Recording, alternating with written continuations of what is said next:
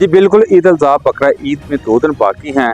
लोग कुर्बानी के लिए जानवर खरीद रहे हैं और कुछ इज्तिमाई कुर्बानी में हिस्सा डाल रहे हैं। मैं इस वक्त मवेशी मंडी में मौजूद हूँ, जहाँ व्यापारी एड़ियाँ उठा उठा कर खरीदार का इंतज़ार कर रहे हैं, लेकर यहाँ खरीदार ना होने के बराबर हैं। चारों तरफ सुनसान मंडी पड़ी है।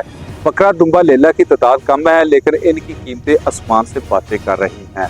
माशी बदहाली के असरात वाज़ेह तौर पर नजर आ रहे हैं। गाय भैंस बछड़ा की कीमतें भी लोग अदा करने से कासर हैं। अगर सफाई के हवाले से बात की जाए तो म्यूनसिपल कमेटी की एक कारकर्दगी पर भी सवालिया निशान है।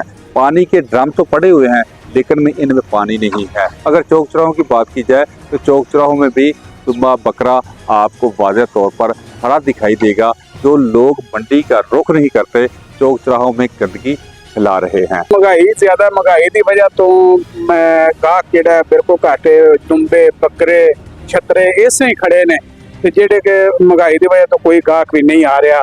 जेडे व्यापारी हजरात ने इस गल तो बड़े परेशान ने कि मेरा मतलब कि अज साडा कोई भी माल जेड़ा बेच नहीं रहा, सिर्फ महंगाई की वजह। उसकी सफाई बिल्कुल नाकस है। अलीपुर चट्ठा की मवेशी मंडी के अंदर बिल्कुल नाकस सफाई है। सफाई का कोई भी इंतजाम नहीं, और पानी भी इतने नहीं है। टैंकी पई है, लेकिन टैंकी के अंदर पानी नहीं है। जी बिल्कुल, लोगों का कहना था कि सफाई के हवाले से म्यूनसिपल कमेटी की कारकर्दगी पर सवालिया निशान है। अगर इनके इंतजाम के हवाले की बात की जाए तो वो इंतजाम पर भी सवालिया निशान है। अक्सर जो मैनेजमेंट है उसकी कारकर्दगी और उसकी नक्स हिकमत अमली जो है वो आवाम के लिए वबाल जान बनी हुई है।